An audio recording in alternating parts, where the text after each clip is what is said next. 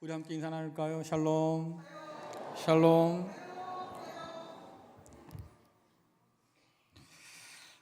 지난주에 나눈 말씀처럼 항상 기뻐하고 기도하고 감사하는 믿음의 일상이 여러분 삶 가운데 속히 회복될 수 있기를 간절히 축원합니다. 광고 드린 것처럼 70대 이상 효도 관광이 이번 주간에 있고 60대 수련회가 이달 말에 준비되고 있습니다. 멍석을 깔아놓으면 뭐 해야 되죠? 멍석을 깔아놓으면 멍석말이 말고 멍석을 깔아놓으면 놀아야지요. 그렇죠? 그래서 각 연령대 되신 분들은 신청하셔서 함께 동참해 주시기를 부탁을 드리겠습니다. 여러분 혹시 옛날 TV 예능 프로그램 중에서 혹시 몰래카메라라고 들어보셨습니까? 기억나셔요? 제가 말씀드렸죠? 기억나면 옛날 사람인 거예요.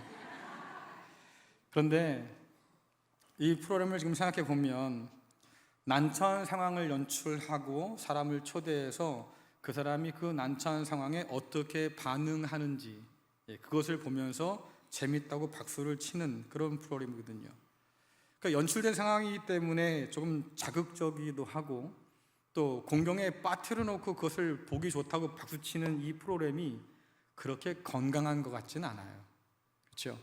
하지만 한 가지 우리가 알 수 있는 건 뭐냐면 우리가 궁금해했던 그 사람의 진짜 모습, 평상시에는 굉장히 점잖게 보이기도 하고 차분해 보이기도 하는데 뜻밖의 어떤 상황 속에 들어가서 당황하게 되면 이 사람은 이런 사람이구나, 그 사람의 진짜 모습이 드러나기도 하지요.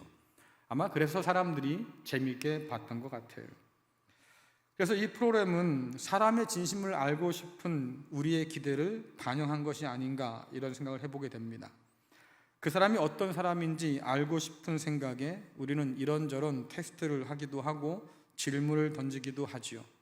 꼭 몰래카메라를 설치해서가 아니라 그 사람의 속마음을 알고 싶어서 우리는 이런저런 노력들을 기울여요.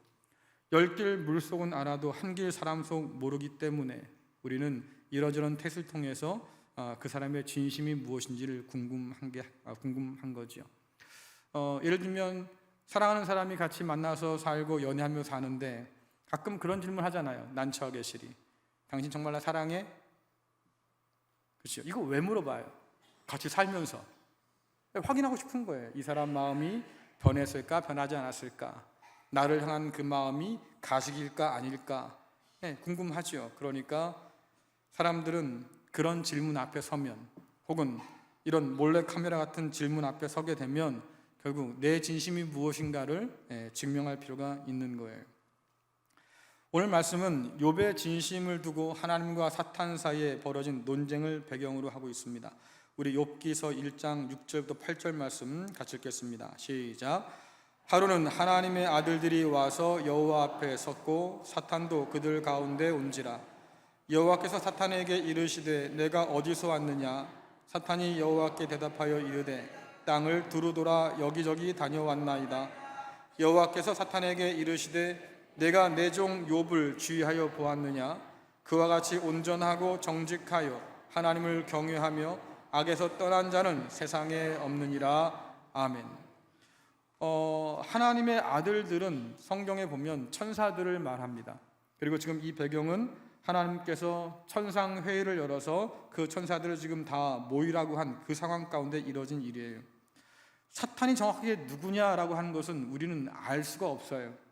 성경이 신약에서 말한 것처럼 타락한 악한 영인 거냐 이렇게 볼 수도 있겠지만 정작 본문에 보면 그런 의미는 크게 드러나 있지는 않습니다.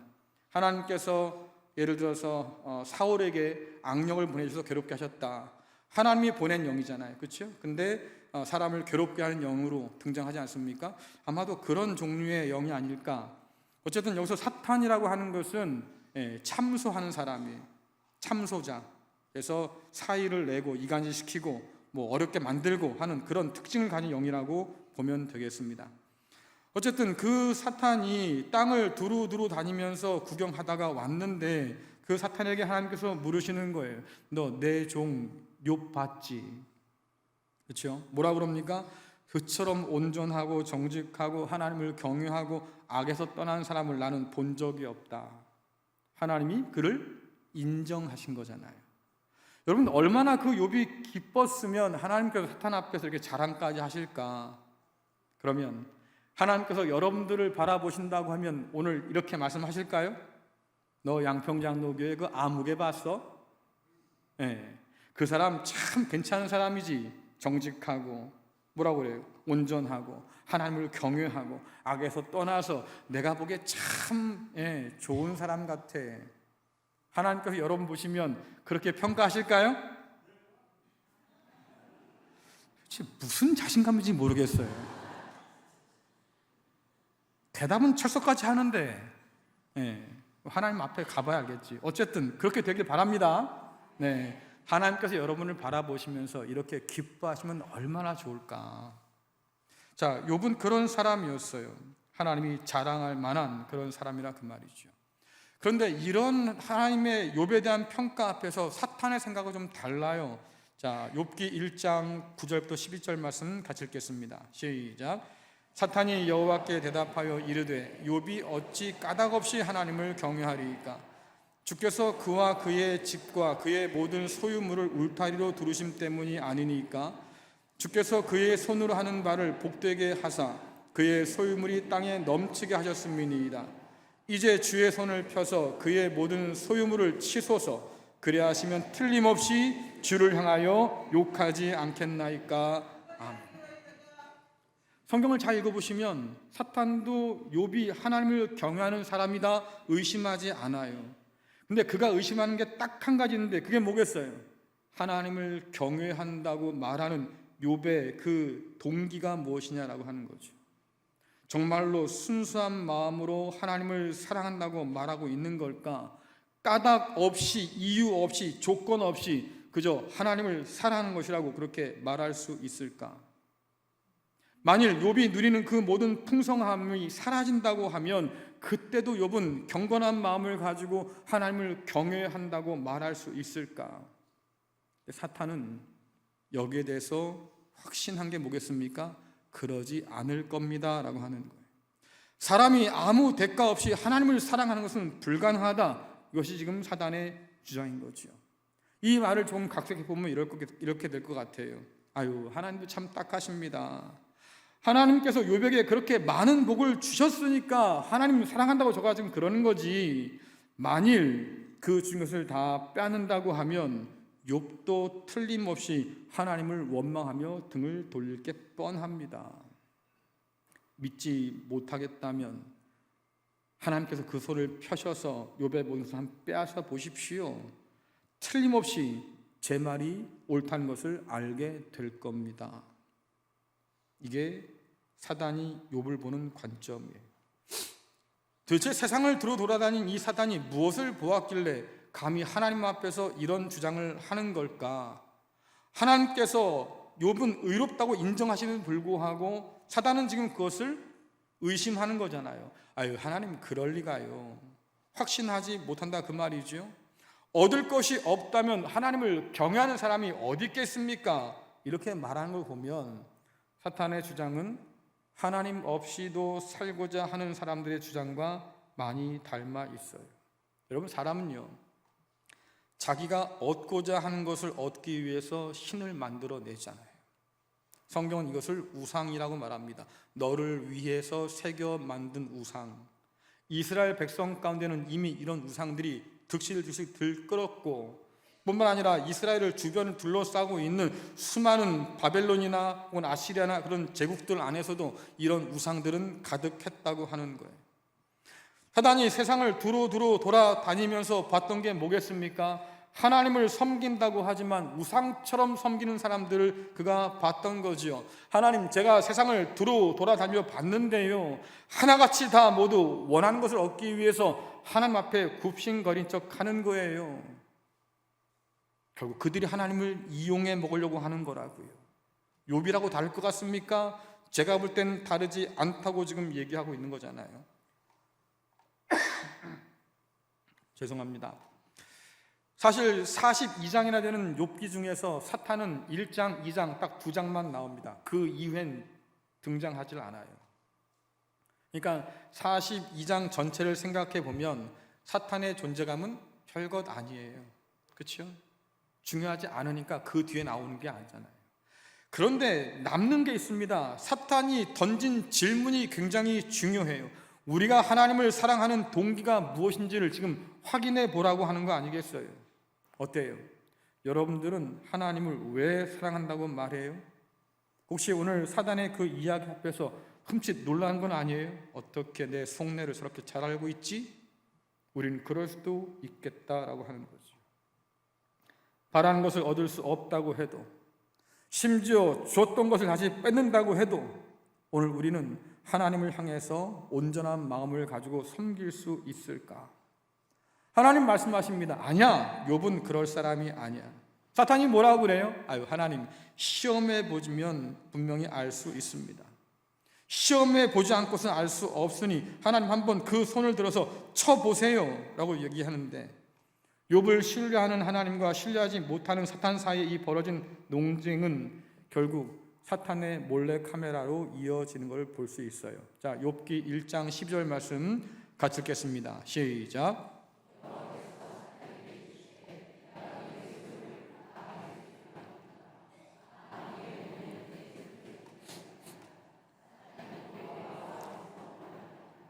그래요. 하나님께서 그 손을 들어서 치기로 작정하셔서 사탄에게 내어 맡겼습니다. 말씀 끝에 뭐라 그럽니까? 사탄이 곧 여호와 앞에서 물러가니라. 자, 상상력을 발휘해 보세요. 하나님께 허락까지 받았어요. 사탄이 어떤 일을 준비할까? 몰래카메라를 설치하고 난처한 상황을 만들고 욥을 그 가운데로 밀어 넣겠지요. 이런 내막을 알 길이 없는 욥에게 어느 날 마른 하늘에 날벼락 같은 일들이 자꾸 다가오는 거예요. 숨도 쉬기 전에 절망스러운 그런 소식들이 연이어 날아들지요. 욥의 모든 소유물이 약탈을 당합니다.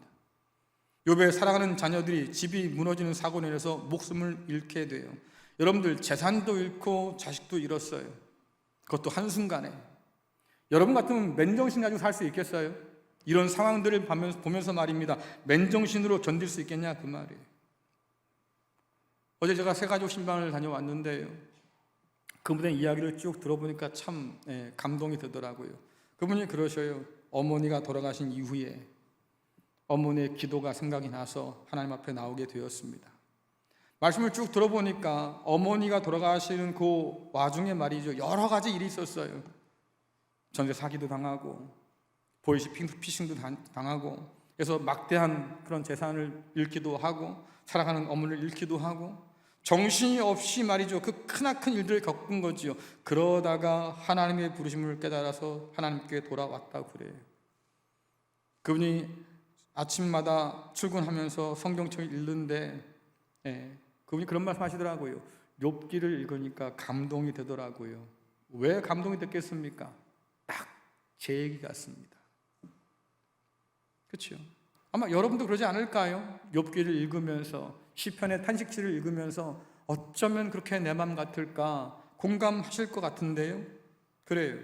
그런 어려움 중에 욥이 지금 빠져들기 시작했어요. 그걸 누가 지켜봅니까? 하나님이, 사탄이 지켜보고 있는 거지요.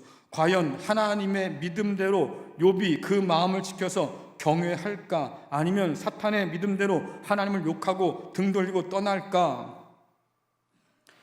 욥이 어떤 반응을 보일까 우리가 살펴보기 전에 그가 처한 상황이 어떤지 다시 한번 좀 더 생각할 필요가 있습니다. 여러분, 욥은요, 하나님을 경외해서 많은 복을 누린 사람이라고 성경은 말해요. 이런 사람을 뭐라고 말하냐면 잠언적 지혜의 표본이다 이렇게 말합니다. 잠언은 하나님을 경외하는 사람은 하나님께서 복을 허락해 주시고 경외하지 않는 사람에게는 하나님께서 벌을 내리신다 이런 거잖아요. 심는 대로 거둔다는 거잖아요. 그렇죠? 이게 잠언적 지혜예요.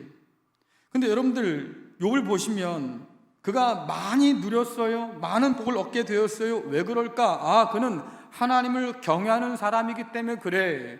그가 누리는 모든 부는 말입니다, 하나님께서 그래서 복으로 주신 거야, 이런 증거라 그 말이죠. 그런데 우리 인생이 그렇게 간단하지가 않아서 살다 보면 이 진리가 꼭 맞아떨어지진 않는다는 걸 알아요. 여러분 살아보면 아시잖아요. 아니 땐 굴뚝에 연기가 나요 안 나요?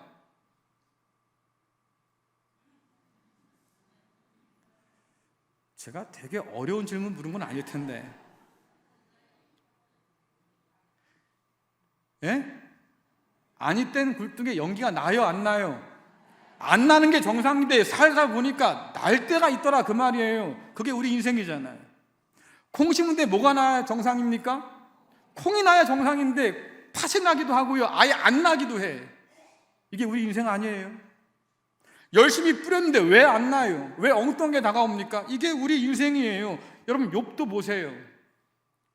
믿음을 가지고 하나님 경외하면서 열심히 살았어요. 그런데 어느 날 갑자기 알 수 없는, 원인을 알 수 없는 고난을 지금 당하고 있어요. 우리가 사는 세상은 안 그렇습니까? 의인이 고난 당하는 게 이 세상은 익숙한 거예요. 망해에 마땅할 악인이 형통하는 거 우리가 매일 보는 일 중에 하나인 거잖아요. 그러니까 이런 현실에 잠언적 지혜를 잘못 대입하기 시작하면 엉뚱한 이야기를 하기 시작한다 그 말이에요. 악인인데 잘 살아, 부유해, 형통해. 그럼 사람들이 뭐라고 그랬습니까? 야, 저 사람은 형통하고 잘 사는 거 보니까 하나님께서 복의 복을 주셨나 보다. 저 사람은 의인인가 봐. 속을 들여다보면 악인이라니까요. 근데 잠언적 지혜를 잘못 적용하다 보니까 악인이 의인으로 바뀌어요. 이런 일들이 벌어지잖아요. 반대로 말입니다. 병이 들었거나 가난하거나 아니면 어떤 일에 실패했거나 사람들이 뭐라고 그러겠습니까? 야, 네 모습을 보니까 너는 하나님께 죄가 많아서 하나님께서 벌 주셨나 보다. 이게 잠언의 지혜를 잘못 적용한 결과라니까요. 근데 이런 관점을 가지고 여러분들 욥의 인생을 한번 보세요. 잘 살다가 한순간에 재물도 잃고 자식도 잃고 쫄딱 망했어요. 그럼 사람들이 뭐라고 그럴까요? 그 욥을 보면서 뭐라고 수군댕댈까요? 야, 거봐, 우리가 욥을 의인으로 알았는데 알고 보니까 아주 속이 시커먼 놈이었어. 그걸 어떻게 아냐고요? 그것이 그 죄가 있으니까 회개하지 않고 여전히 고집 부리고 있으니까 하나님께서 줬던 거 다 뺏어서 지금 저게 쫄딱 망하지 않았냐? 그래요. 욥의 처지를 생각하면 그는 지금 하나님께 징벌을 받은 사람이라고 사람들이 생각할 거예요. 친하다고 욥을 위로하겠다고 친구들이 왔는데 그 친구가 뭐라고 그래요? 욥아, 너 솔직히 말해봐. 너 아직 회개하지 않은 죄 있지?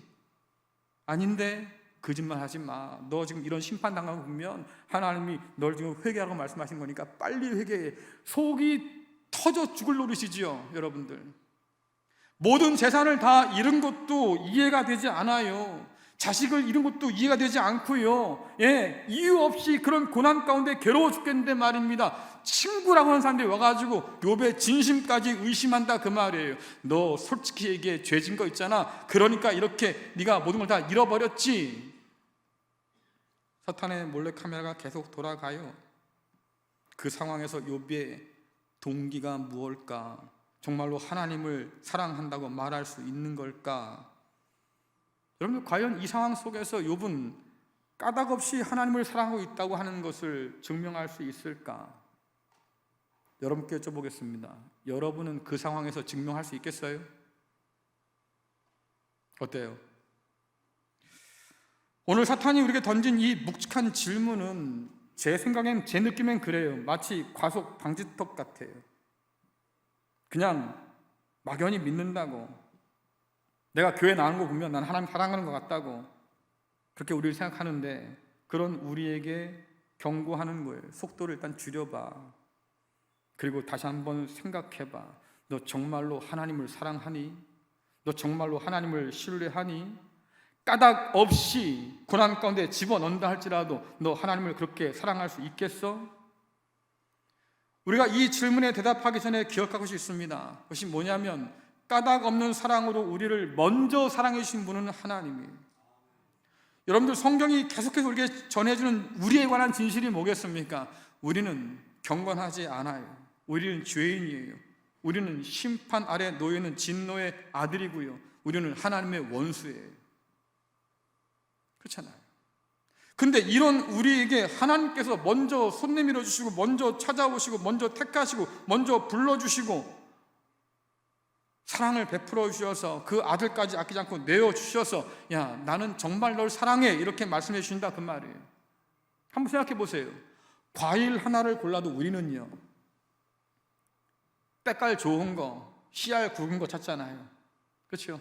여러분 마트 가가지고 요즘 나오는 귤이라든가 이런 거 잡을 때 어떻게 해요? 귀적귀적 거리잖아요. 큰 거 없나? 들어보고 괜찮을까? 뭐가 좋을까? 수박 사면 두드려 보기도 하고요. 왜 그래요 그거? 더 좋은 거 고르려고 그래요. 사람의 선택은 언제나 그렇다 그 말이지요. 하나님께서 우리처럼 우리를 고른다고 하면 여기에 있는 우리 가운데 여러분들 하나님의 택함과 하나님의 픽을 받을 사람이 누가 있어요? 없다니까요. 그게 성경의 진리예요. 없는데, 그러나 하나님께서 이런 우리를 사랑하셔서, 조건 없이 사랑하셔서 택하시고 찾아오시고 불러주셔서 너 내 거야, 내 자녀라고 말씀해 주셨다 그 말이에요. 그러니 좋은 것만 고르는 우리 입장에서 하나님을 생각하면 이해할 수가 없는 분인 거죠. 그렇죠?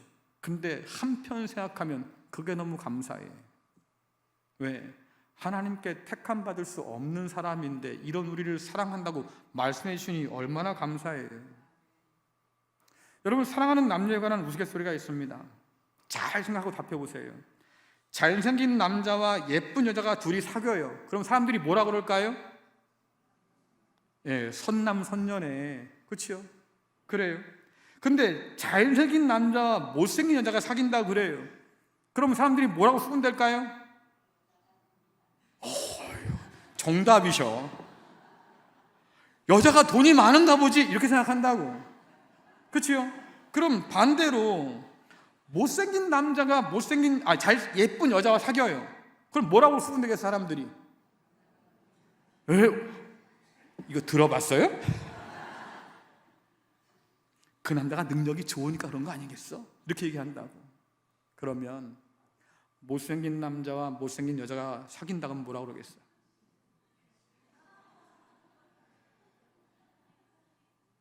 본인 얘기는 아니죠? 서로 진짜 사랑하나 보다. 왜요?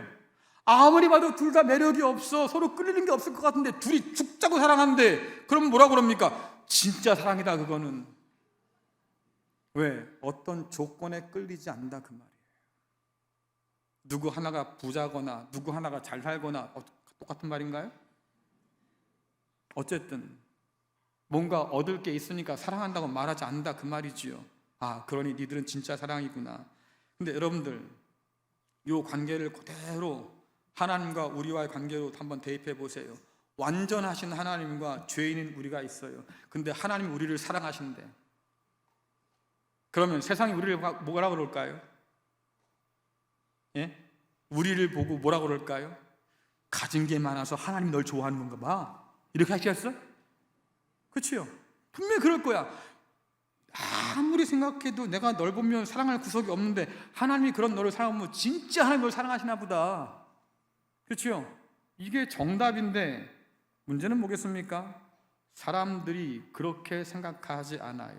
그런 하나님이 제정신이겠냐? 그렇죠? 택함 받을 조건이 하나도 맞지 않는 우리를 하나님이 사랑하신다고 그렇게 말씀하신다고 하니 그 하나님이 제정신이 아닌 게 분명하겠다고 비웃는다 그 말이에요. 주께서 말씀하셨지 않습니까? 사랑할 만한 사람을 사랑하는 것은 누구나 다 해.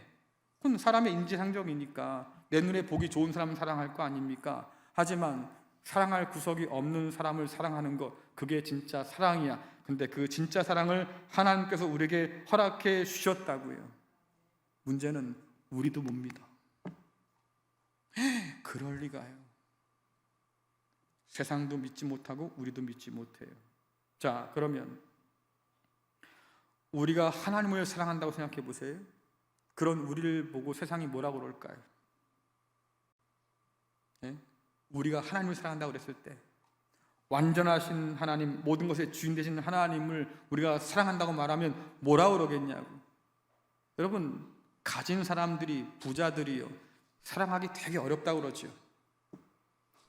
왜 어려워요?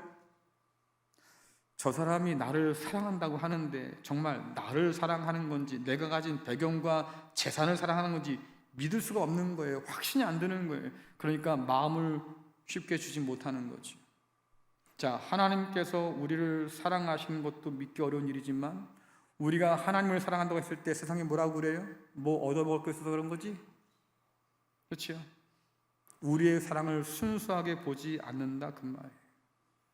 하나님께서 뭐 하나 더 줄까 기대하면서 지금 그러는 거 아니야? 사람들은 우리 그렇게 비아냥거린다, 그 말이죠. 여러분, 이것이 우상 숭배하는 방식이에요.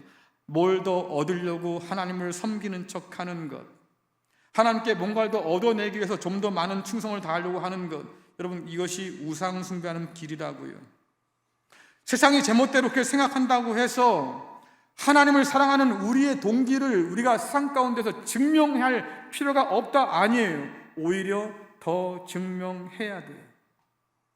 대가를 기대하고 내가 하나님을 사랑하는 것이 아닙니다. 전심으로 내가 하나님을 정말로 사랑하는 겁니다라고 말할 수 있어야 한다, 그 말이에요. 지난주에 나눈 말씀처럼 어떤 상황에도 내가 원하는 것을 주지 않아도, 아니 줬던 것도 뺏어갈 그런 상황에서도 나는 그래도 하나님을 기뻐해요, 하나님을 감사해요, 하나님께 기도합니다라는 그 믿음으로 증명하며 살아야 한다, 그 말이에요. 성경 보니까요, 의심할 수 없는 사실이 하나 있습니다. 하나님께서 그 손으로 욥을 치셨어요. 우리가 기대하는 하나님 손이 아니잖아요. 우리는 하나님께서 그 능력의 손으로 나를 붙들어 주길 원해요. 내가 수렁에 빠져 있으면 그 수렁에서 능력의 손으로 건져 주길 원해요. 그게 내가 하나님께 기대하는 손이잖아요. 근데 하나님이 그 손으로 욥을 구덩이에 밀어 넣었어요. 욥을 치셨어요. 부드러운 하나님의 손길을 기대하지만, 그러나 하나님께서 그런 부드러운 손길이 아니라 우리를 치시는 손으로 나타날 수 있을 텐데, 여러분, 그때 우리가 하나님을 경외할 수 있어요? 그때 우리가 하나님께 영광 돌릴 수 있어요? 그때도 내가 하나님을 사랑한다고 말할 수 있냐, 그 말이에요. 오늘 사탄의 점은 바로 거기에 있는 거죠. 오늘 말씀 가운데 우리가 잊어서는 안 되는 사실이 하나 더 있습니다. 욥도 다르지 않을 것이라고 사단은 말하지만, 그런 사단에게 아니 욥은 달라, 그럴 리가 없어라고 끝까지 믿어준 분은 하나님이에요. 그러니까 그 시험 가운데로 던져 넣으신 거지요. 우리를 통해서 증명하고 싶은 거예요. 하나님은 이미 욥에 대해서 믿음을 드러내셨어요. 그만한 사람 본 적이 없다. 그리고 이젠 욥의 차례지요. 자신을 믿어주신 하나님을 실망시키지 않고 있는 그들의 마음으로 내가 하나님을 사랑하는 것이라고 과연 말할 수 있을까? 자, 욥기 1장 20절 22절 같이 읽겠습니다. 시작. 욥이 일어나 겉옷을 찢고 머리털을 밀고 땅에 엎드려 예배하며 이르되 내가 모태에서 알몸으로 나왔사온즉 또한 알몸이 그리로 돌아가올지라. 주신 이도 여호와시요 거두신 이도 여호와시니 여호와의 이름이 찬송을 받으실지니이다 하고, 이 모든 일에 욥이 범죄하지 아니하고 하나님을 향하여 원망하지 아니하니라. 아멘. 놀랍지요. 그런데도 하나님을 원망하지 않아요. 하나님 욥도 별 수 없어요 라고 말하는 사탄의 주장이 지금 무색해지는 순간이에요. 그 상황에도 욥은 하나님을 찬양하고 예배한다고 오늘 말씀하고 있습니다. 주신 분이 하나님이시니까 거둬가신 분도 하나님이 맞지, 하나님의 주권을 철저하게 인정하며 살아요. 그래서 하나님께 원망하지 않았다고 말해요. 조롱하는 사탄 앞에서, 기대하시는 하나님 앞에서 나는 주신 복 때문에 혹은 주실 복 때문에 내가 하나님을 사랑한다고 말하는 게 아니에요 라고 분명히 증거했다고 하는 거예요. 에이, 한 번쯤이야, 그럴 수도 있겠지. 근데 이런 일이 한 번 더, 두 번 더 겹쳐서 찾아온다고 하면 여러분 어떨까? 또다시 끔찍한 일들을 경험한다고 하면 그때도 여전히 변함없이 나는 하나님을 사랑한다고 그렇게 말할 수 있을까? 그 질문에 대한 답이 욥기 2장으로 이어지는 거예요. 자, 욥기 2장 5절부터 6절 말씀 같이 읽겠습니다. 시작. 이제 주의 손을 펴서 그의 뼈와 살을 치소서. 그리하시면 틀림없이 주를 향하여 욕하지 아니하겠나이다. 않겠나이까? 여호와께서 사탄에게 이르시되 내가 그를 내 손에 맡기노라. 다만 그의 생명은 해하지 말지니라. 아멘. 하나님이 언제나 이 모든 시험의 주관자예요. 한계를 정해놓잖아요. 소유만 건드려 생명 건들지 마. 계속해서 말씀하고 있는 거죠. 자, 여러분들 그런 얘기 있지 않습니까? 돈을 잃으면 조금 잃은 것이고, 그렇죠? 명예를 잃으면 얼마 잃은 거예요? 반을 잃은 거래요. 그런데 건강을 잃으면 다 잃어버린 거죠. 그러면 이제 욥에게 남은 게 뭐예요? 건강 하나 남았어요. 그렇죠? 재산도 날아가고 명예도 날아갔지요. 욥이 사실은 알고 보니까 하나님을 경외하지 않았던 아주 속이 시커먼 사람이었다며? 그래요. 명예도 잃어버렸어요. 남은 게 뭐겠습니까? 건강 하나 남았어요. 근데 이 건강마저 치신다고 하면 모든 걸 다 잃게 되겠지요. 자, 이 순간에도 하나님을 찬양할 수 있을까? 또다시 사탄의 몰래카메라가 돌아가요. 이번엔 사탄은 뭐합니까? 욥의 온몸에 종기가 나게 하셨어요. 너무나 괴로워서 그 종기난 것을 벅벅 끌고 있는데 그 꼴을 보고 있자니 욥의 아내가 복장이 터지는 거지. 뭐라고 그래? 차라리 그 하나님 욕하고 나가서 죽으라고. 그리고는 떠나버렸어요. 자, 그나마 옆에서 위로하던 아내마저 떠나버렸어요. 남은 게 뭐 있어요? 아무것도 없어요. 아무것도 없어요. 그런데 그 상황 속에서 욥이 뭐라 그럽니까? 욥기 2장 10절 말씀 같이 읽어보겠습니다. 시작. 그가 이르되 그대의 말이 한 어리석은 여자의 말 같도다. 우리가 하나님께 복을 받았은즉 화도 받지 아니하겠느냐 하고 이 모든 일에 욥이 입술로 범죄하지 아니하니라. 아멘. 그럼 놀랍지요? 범죄하지 않았다고 그래요. 근데 그가 한 말이 더 충격적이야. 하나님께 복을 받았은즉 화도 받겠지. 여러분 가운데 욥보다 더 큰 하나님 만난 사람 있어요? 우린 종종 그래요. 하나님께서 주신 건 다 좋은데 화는 안 돼. 그렇죠? 심판은 안 돼. 벌은 안 돼. 잘 돼야지. 복을 줘야지. 다른 건 안 돼. 근데 오늘 욥은 뭐라 그럽니까? 우리에게 복을 주신 분이 하나님이시면 우리에게 화도 주시겠지. 우리에게 복을 주신 하나님이라고 하면 걷어가실 수도 있겠지. 하나님의 철저한 주권을 그는 지금 인정하니까 결국 입술로 범죄하지 않다고 얘기하는 거예요. 하나님을 향한 까닭 없는 사랑을, 이유 없는 사랑을, 나는 정말로 전심으로 하나님을 사랑한다고 지금 증명하고 있는 욥 앞에서 우리 자신을 한번 돌아보세요. 우리는 아무 까닭 없이 하나님을 사랑한다고 말하고 있는 걸까? 어떤 상황에서도 하나님을 예배하고 기뻐하고 감사할 수 있을까? 여러분, 이 자리에 나왔는데 말입니다. 하나님께 예배하고 하나님께 찬양하는 이 모든 것, 하나님께 드리는 이 모든 헌신, 무엇을 위한 거예요? 제가 종종 신방 가다 보면 그런 소리 듭니다. 좀 더 열심히 기도해 보려고요. 좀 더 열심히 봉사해 보려고요. 왜요? 복을 더 주시겠죠. 여러분 착각하지 마세요. 하나님은 더 줄 복이 없어요. 왜? 이미 다 부어주셨다고 그러잖아요, 성경에서. 이거 안 믿어지죠, 여러분들? 그러니까 성경을 꼼꼼히 읽으셔야 된다고. 이미 하늘의 모든 복을 우리에게 다 부어주셨다고 그래요. 그렇죠? 그런 하나님 앞에서 뭘 더해서 뭘 더 받겠다고요? 그게 우상숭배의 동기라고요. 우리가 하나님을 사랑한다고 말할 때 어떤 동기를 가지고 사랑한다고 말할까? 사탄이 오늘 우리에게도 그대로 던져주는 질문이에요. 너희의 사랑은 안녕한 거냐? 너희의 믿음은 안녕한 거냐? 하나님을 향한 너희의 헌신은 온전한 거냐? 우리에게 묻잖아요. 신약의 요한복음에 보면 부활하신 주님께서 제자들을 찾아서 갈릴리로 오신 사건이 있어요. 제자들이 왜 갈릴리로 내려왔겠습니까? 그들 손에 말이지요, 주님을 따른다고 하면서 버려뒀던 배와 그물이 들려 있어요. 내가 너를 사람 낳는 어부로 만들 거야 말씀하셨는데 다시 물고기 잡는 사람으로 가 있다, 그 말이지요. 이 모습이 얼마나 안타깝습니까? 주께서 그들을 찾아오셔서 물으셔요. 내가 나를 사랑하느냐?